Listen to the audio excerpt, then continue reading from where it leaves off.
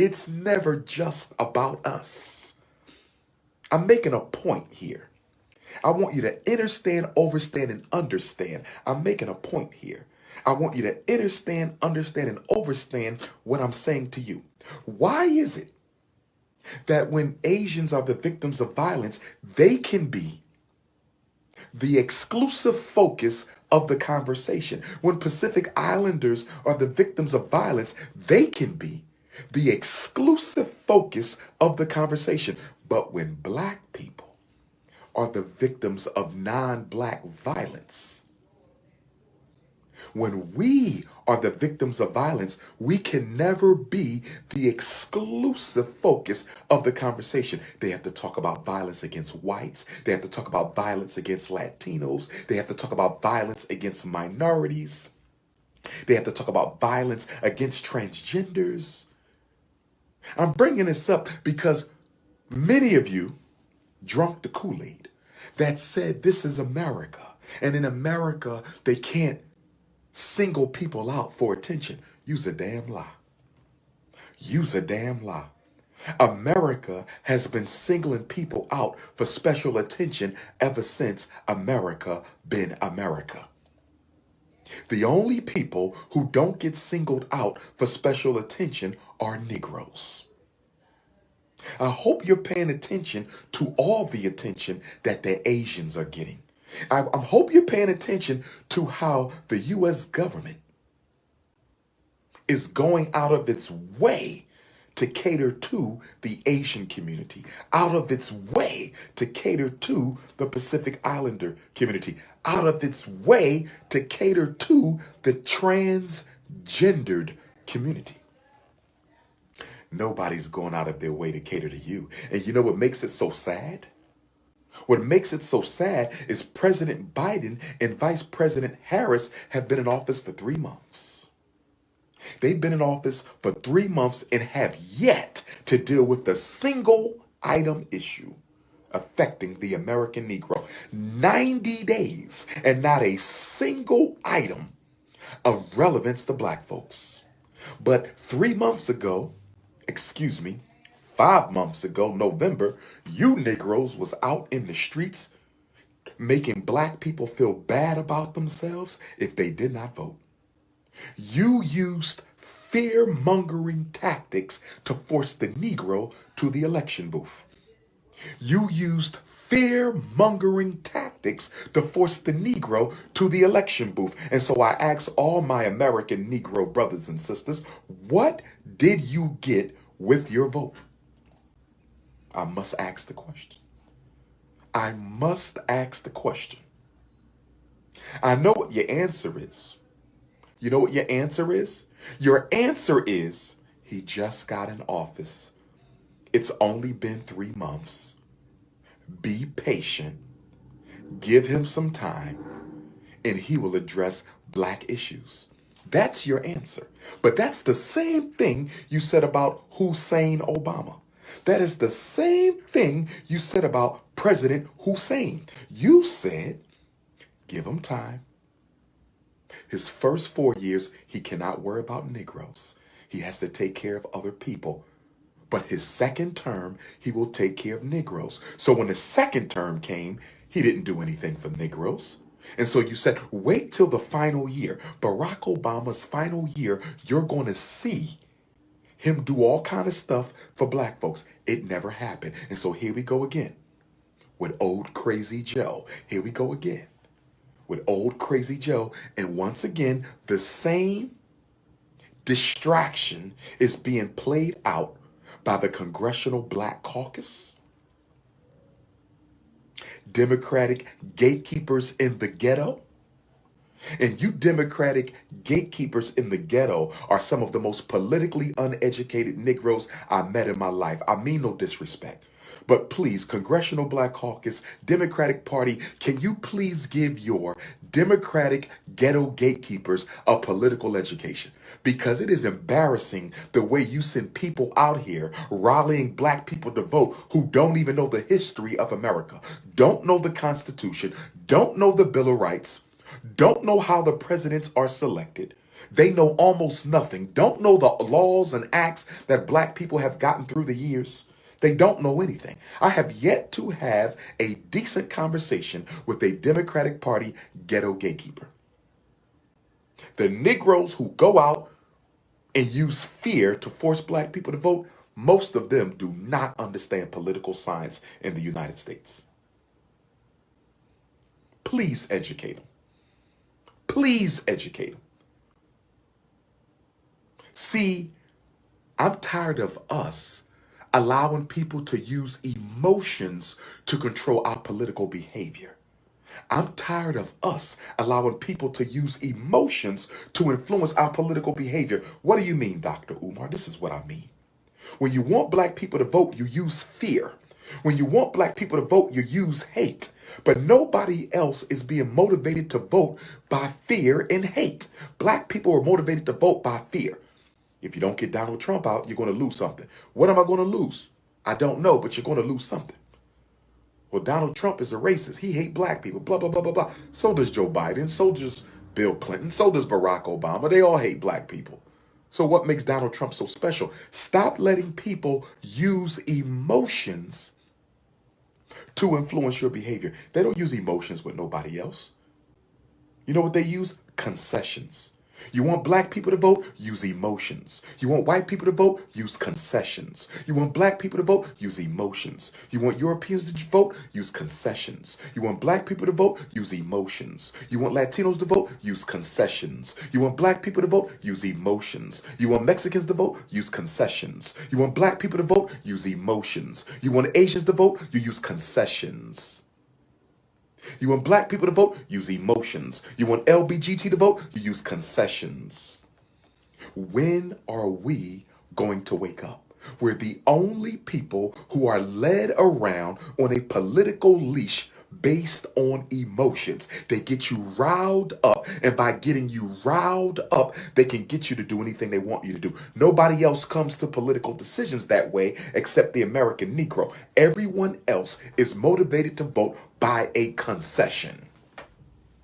Donald Trump told the Hispanics, vote for me, you get the Hispanic Prosperity Bill. They voted for him, they got the Hispanic Prosperity Bill. Joe Biden told the transgenders, if you vote for me, I will stretch out the 1964 Civil Rights Bill. I will endorse the Equality Act. LBGTs voted for Joe Biden, and that's what they got. Barack Obama told the homosexuals, if you vote for me, I will repeal Don't Ask, Don't Tell. The homosexuals voted for Barack Obama. They repealed Don't Ask, Don't Tell. Biden and Obama said, Latinos and Mexicans, if you vote for me, we will relax the immigration rules and we will try to let a lot of the illegal immigrants stay here and become citizens. And what is Joe Biden doing? He's promising 11 million undocumented immigrants American citizenship. Joe Biden is about to make history. And he's going to make history right on the Negro head. He's going to make history right on your head. He's promising 11 million undocumented immigrants work visas and American citizenship. Work visas and American citizenship. Can I ask you a question? Let me ask you a question.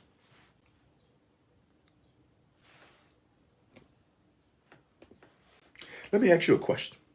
If Joe Biden can promise 11 million undocumented illegal immigrants a work visa and a pathway to citizenship, where are those 11 million jobs going to come from? I'm going to ask the question again.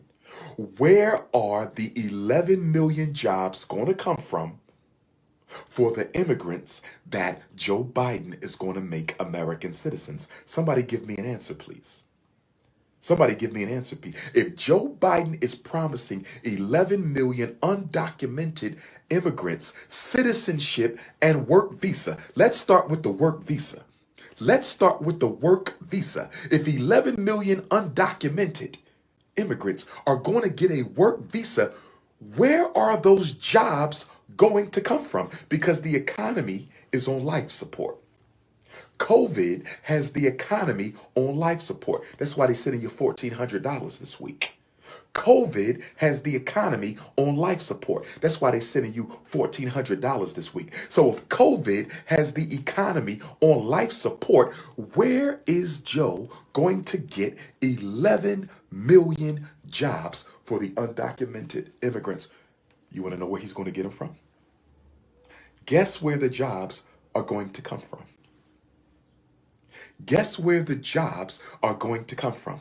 The jobs are going to come from the black community. Oh, yes. Oh, yes. The job you were going to get after you got out of prison, forget about that. It's going to an undocumented immigrant. The job your child was going to get after college, forget about that. It's going to an undocumented immigrant. Your job, you're probably going to get laid off. It's going to go to an undocumented immigrant. You know what they're going to do? You are about to experience in your lifetime. You are about to experience in your lifetime one of the greatest replacement, racial removal and replacement initiatives that have ever been implemented by a modern government in your life, because this is going to happen before he's out of his first term. I don't even think he's going to need a second term for this. You're about to witness 11 million black people get laid off, prevented from a job, prevented from a business loan, prevented from job training. You're about to see this. In your life, they're going to move you over and let the immigrants take your place. Oh, yes. All those college programs, the job training. Y'all hear me talk about how we need to bring the trades back for our sons and daughters so they can become plumbers and electricians and welders and carpenters and roofers and auto mechanics. Well, guess what? They can forget about that. It'll still be room for a few, but they can forget about that, because guess what's about to happen? All those job training programs, guess who about to flood all the job training programs? Guess who is about to flood all the job training programs? Guess who about to flood them out? Courtesy of your Democratic vote. Guess who's about to flood them out? Courtesy of your Democratic presidential vote. The illegal immigrants are about to flood out all the job training programs. They're going to flood out all the welfare programs. Oh, yes. If you're not already on public assistance, you won't be getting on public assistance. I'm going to say it again. If you are not already on public assistance, you won't be getting public assistance. Let me say it again. If you are not already on public assistance, you will not be getting public assistance. All of that is going to the undocumented immigrants. All the job training, undocumented immigrants. Oh, yes. GED programs, undocumented immigrants. And most of all, and most importantly, low skill, low wage jobs. They are about to monopolize them. Low skill, low wage jobs. They're about Walmart. It's over. McDonald's. It's over. Oh, yes. Oh, yes. Oh, yes. This is the beginning of the end. They are going to make the American Negro a permanent underclass on a Democratic watch. Obama and Joe Biden is the greatest tag team championship I ever seen in my life. Barack Hussein Obama and Joe Biden are the greatest tag team championship ever. They better than Hulk Hogan and Randy Savage. They better than Hawk and Animal with the Road Warriors. They better than Junkyard Dog and Tito Santana. They better than the British Bulldogs. They are the greatest tag team of all time. Barack Hussein and Joe Biden. Those two. And then if you add Bill Clinton, oh my God. Oh my God. Let's throw Hillbilly Bill up in there. Let's throw Wild Bill up in there. So you got a 3-man Tag Team Championship. Wild Bill Clinton, Insane Obama, and Crazy Joe. Wild Bill Clinton, Insane Obama, and Crazy Joe. 3-man tag team. These 3 Democratic presidents. Don't talk to me about the Republicans because we already know what they are about. We already know what George Bush Sr., Jr. and Trump is about. We already know because they were honest. They were honest with the Negro. George Bush Sr., former CIA director, he never lied to you or promised you nothing. George Bush Jr., you saw what he did when Hurricane Katrina hit.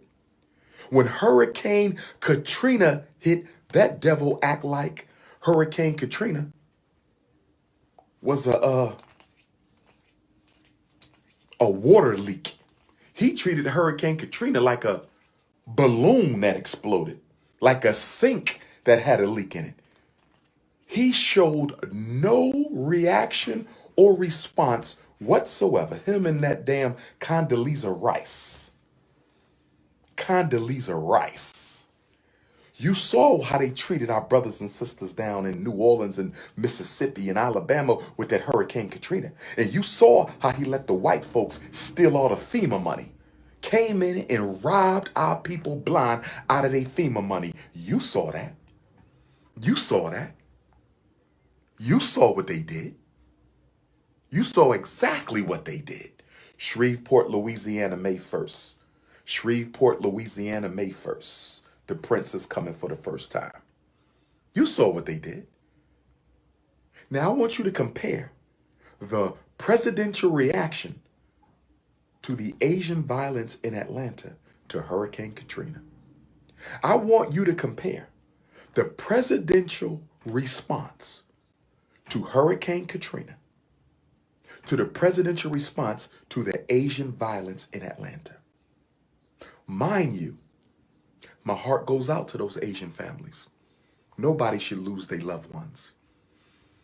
I don't have to lose my humanity to be race first. I don't have to lose my humanity to be a revolutionary Pan-Africanist. Loss of life is loss of life. Unjustified murder is unjustified murder. I don't care who does it. I don't care who the victim is. But wait a minute now. As a result of an Atlanta murder of 8, the president and vice president paid a personal visit. The president and vice president paid a personal visit to the community. There was no personal visit with Hurricane Katrina. Thousands dead.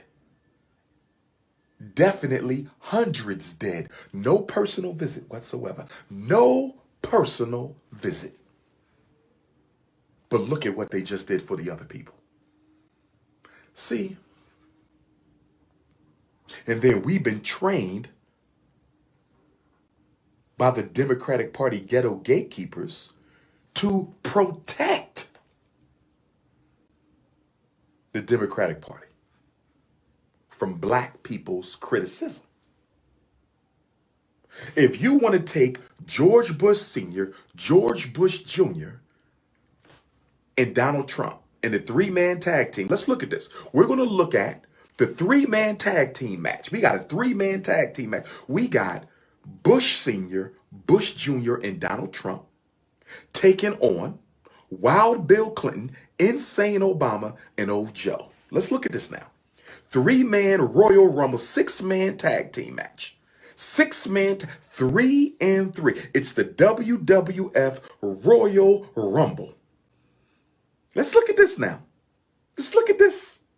And they're going to wrestle and struggle over the grand championship of the Negro vote. The heavyweight championship is the Negro vote. So there's a 3-on-3 tag team match, 6-man tag, WWF SummerSlam, Royal Rumble, WrestleMania for the heavyweight championship, which is the black vote. Let's see who actually screwed black people more.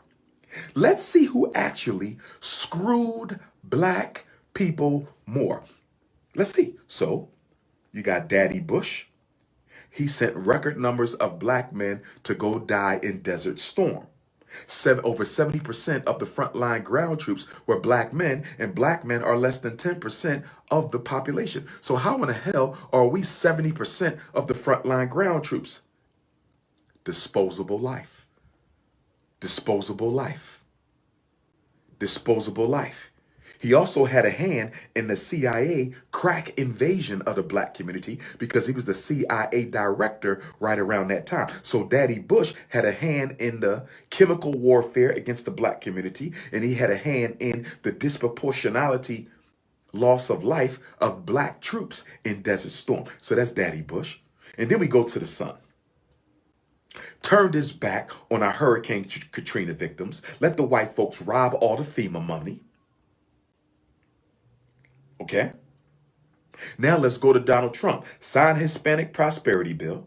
Re-energize racist white America, poor white racists, re-energize them more than we've ever seen before.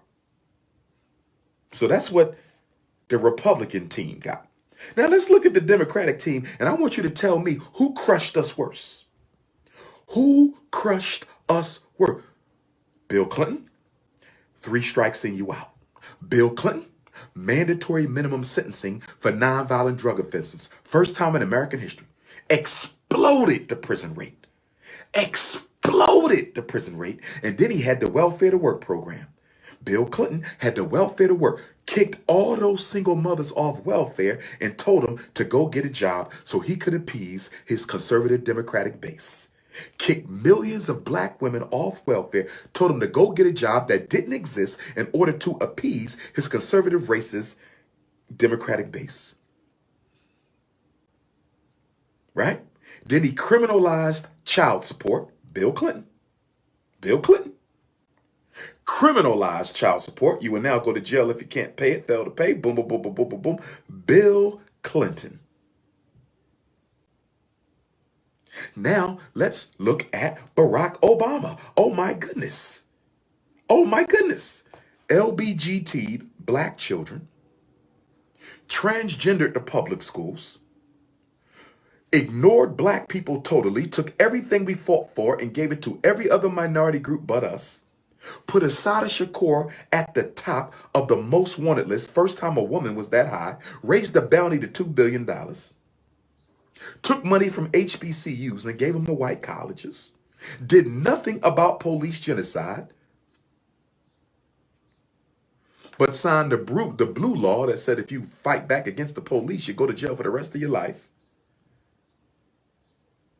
killed Gaddafi, put AFRICOM on the continent. This is Obama. This is your savior. This is what your savior did. And then you look at Joe. And Joe only been in office for 90 days.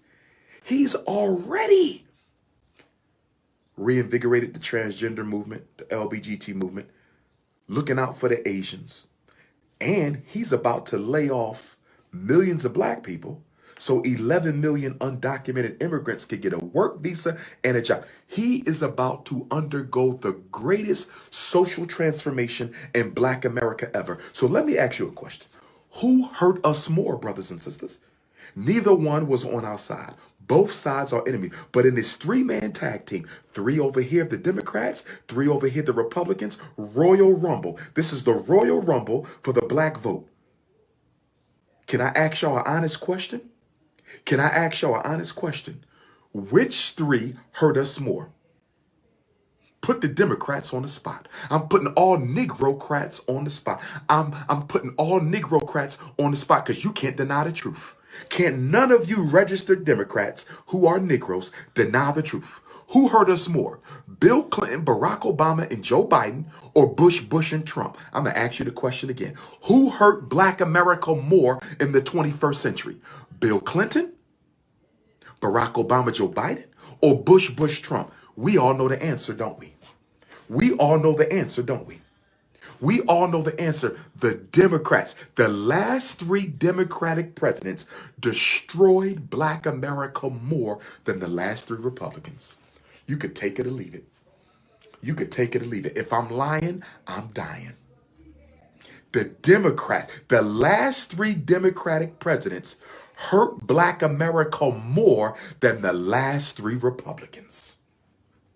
And can't nobody prove that wrong. Can't nobody prove that wrong. So then you say, well, Dr. Umar, what do you want us to do? You want us to vote for the Republicans? No, I want you to register as an independent. Or even if you don't change your registration, you can stay registered for what you want. You want to stay registered as a Democrat so you can do the primaries? Go ahead. You want to stay registered as a Democrat so you can do the primaries? Go ahead. But when you vote, you must vote and think like an independent. The Black America should be its own party, not to run candidates for office unless we are the numerical majority in that particular jurisdiction. If we are the numerical majority in a certain jurisdiction, yes, I have no problem with a Black person running and winning and serving in office over Black people where we are the numerical majority. So when we are the numerical majority, by all means, we should run our own candidates. But when we are not the numerical majority, why are we running a candidate? Can somebody answer that question for me? Can somebody tell me, how do Black people benefit when a Black person runs for office in an area that is not predominantly Black? Because if Black people are running for an office in a city, state, town, jurisdiction that is not predominantly Black, when they win, guess whose interest they're going to serve? When they win, guess whose interest they're going to serve? If I run for mayor of Philadelphia, and Philadelphia is mostly white, right?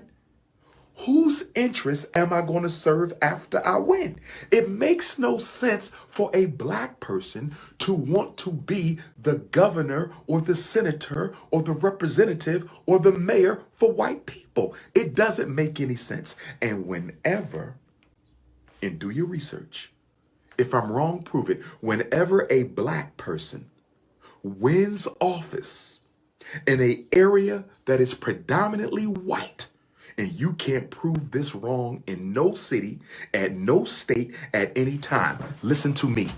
Whenever a Black person is elected to office in a jurisdiction that is predominantly white, the Black people suffer.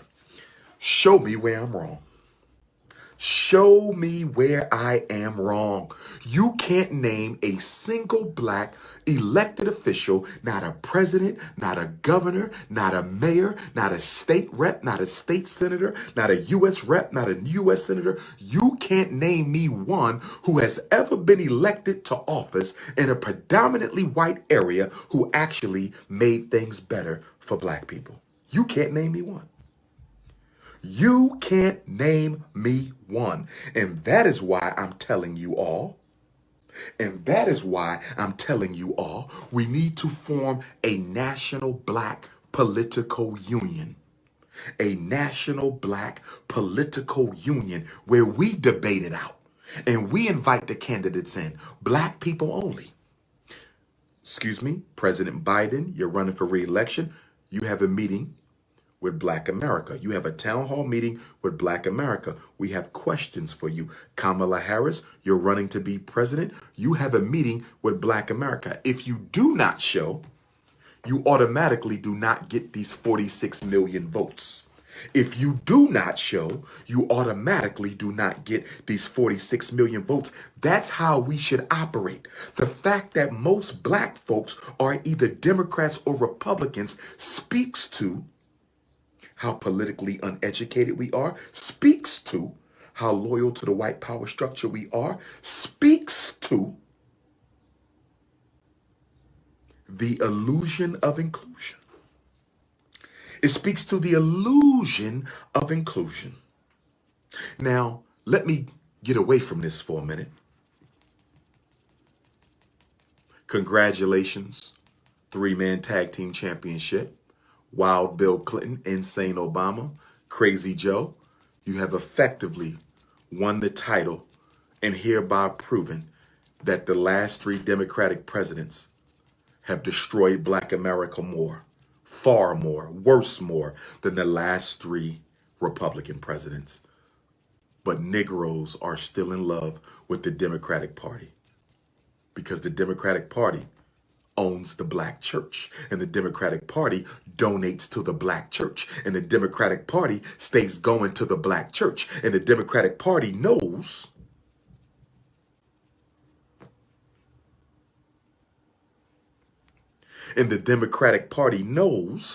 that as long as we got the church,